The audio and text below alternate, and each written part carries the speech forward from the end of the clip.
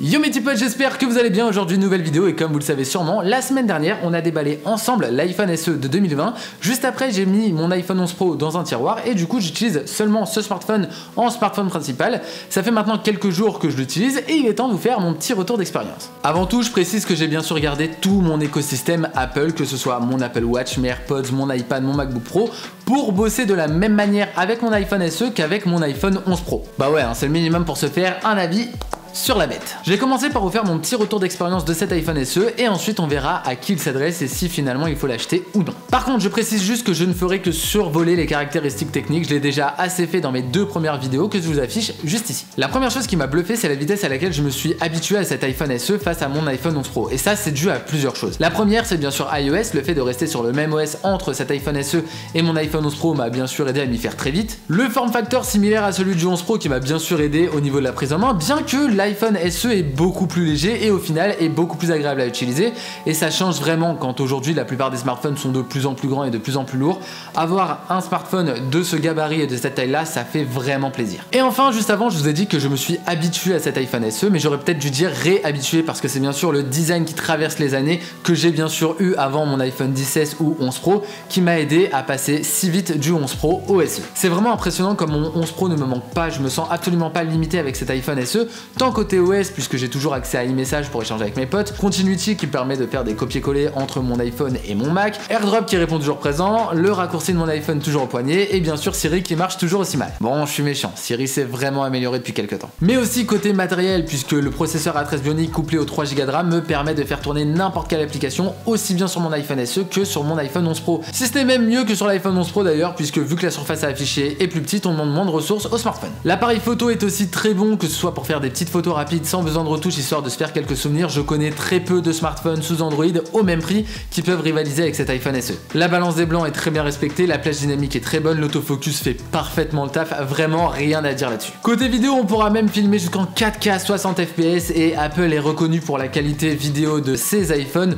Vraiment le rendu est très bon, la stabilisation fait parfaitement le taf comme vous pouvez le voir. À nouveau je connais très peu de smartphones Android au même prix qui peuvent rivaliser tant sur la partie photo que vidéo. Et pour finir, bien qu'on retrouve un écran LCD, il est superbement bien calibré. Après, je peux pas dire non plus que tout est rose, il faut bien expliquer les 700 € qui séparent cet iPhone SE de l'iPhone 11 Pro. Le premier point, c'est bien sûr le design, hein, et oui, aussi étonnant que ça puisse paraître, il faut vouloir mettre un petit peu plus d'argent dans son iPhone en 2020 pour avoir un design dans l'air du temps. Ensuite, bien que l'écran soit très bien calibré, il manque énormément de luminosité, et finalement, c'est très compliqué de l'utiliser en plein jour. Personnellement, j'ai carrément enlevé le mode sombre, puisque je n'arrivais pas à voir grand chose que ce soit sur Twitter avec le dark mode ou bref toutes ces applications qui permettent d'avoir le mode sombre. J'étais obligé de repasser en mode light, hein, en mode blanc et ça je peux vous garantir que c'est vraiment gênant quand on vient d'un iPhone 11 Pro avec un écran OLED et des noirs infinis de repasser sur des interfaces blanches aussi lumineuses qui attaquent les yeux. Bien malgré tout que l'écran soit compatible True Tone. Mais là je parle vraiment de l'utilisation en pleine journée. Comme je l'ai dit juste avant, l'appareil photo est très bon et suffisant pour prendre quelques clichés assez rapides mais finalement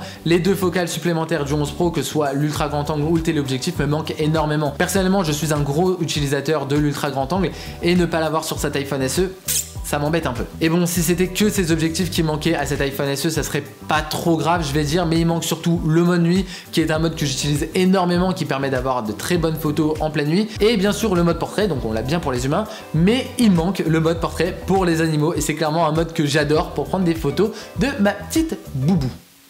Ah boubou. Il faut aussi préciser que l'autonomie est bien moins importante sur cet iPhone SE que sur l'iPhone 11 Pro. Personnellement j'arrive à tenir jusqu'à 18 heures environ en utilisation très intensive et je peux gratter quelques pourcentages en activant le mode économie d'énergie assez tôt dans la journée. Mais finalement cet iPhone SE est tout neuf et vous le savez tout autant que moi, plus je vais avancer dans le temps, plus la batterie va se dégrader et moins je tiendrai dans la journée. Finalement si j'arrive à tenir jusqu'à 16 heures sur une seule charge avec cet iPhone SE dans un an et demi à peu près, je serai vraiment content. Ce qui m'embête vraiment finalement c'est que bien qu'Apple ait supprimé Force Touch pour mettre Haptic Touch sur cet iPhone SE, et ben on ne gagne pas en autonomie. Je précise ça parce que vous le savez sûrement, mais Apple entre l'iPhone 10S et l'iPhone 11 Pro a supprimé Force Touch pour le remplacer par Haptic Touch, histoire de mettre une plus grosse batterie, histoire aussi d'avoir plus d'autonomie. Et clairement c'est le cas, j'adore l'autonomie de mon iPhone 11 Pro. Finalement l'iPhone 8 avait bien Force Touch, il a été remplacé sur cet iPhone SE par Haptic Touch sans gain d'autonomie, on a exactement la même batterie et je trouve ça vraiment dommage. Vraiment j'aurais adoré qu'Apple utilise le même procédé et mette une plus grosse batterie dans cet iPhone SE, ils auraient pu. D'ailleurs, on peut aussi préciser que dans la boîte de l'iPhone 11 Pro, on retrouve un chargeur fast charge 18 watts, alors que sur l'iPhone SE, bien que compatible fast charge, on ne retrouve qu'un chargeur 5 watts. Là aussi, c'est dommage, mais bon, c'est plus compréhensible pour un smartphone aussi accessible selon Apple. Et le point qui me manque le plus sur cet iPhone SE, c'est bien sûr Face ID. Ah là là là là là là là, je peux vous garantir que c'est extrêmement difficile de repasser sur une technologie de capteur biométrique quand on a goûté à Face ID. Au final, je déverrouillais ou j'entrais mes mots de passe sans faire attention, juste en regardant mon iPhone. Là, maintenant, j'ai une action à faire en plus.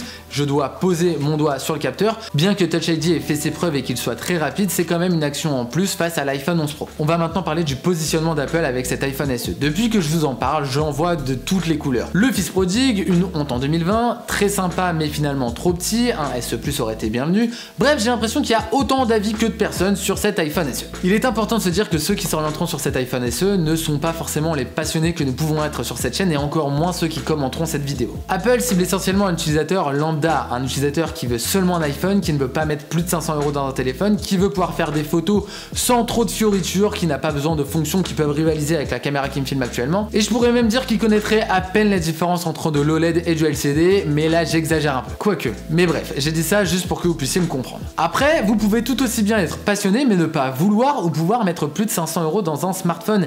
Et là aussi vous rentrez parfaitement dans la cible d'Apple. C'est là où finalement le SE est un très bon choix selon moi. Il saura satisfaire tous les utilisateurs, il est accessible, il commence à 489 € et surpuissant et sera suivi des années grâce au processeur A13.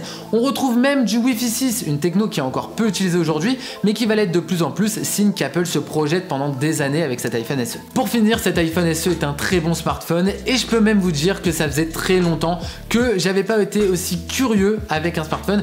La dernière fois que ça m'est arrivé, je pense que c'était avec l'iPhone X il y a plus de 3 ans maintenant. Honnêtement, je vais récupérer mon iPhone 11 Pro, c'est un outil de travail qui me permet de tenir toute une journée sur une seule charge, de prendre des photos, de faire certains plans quand je n'ai pas la caméra sur moi.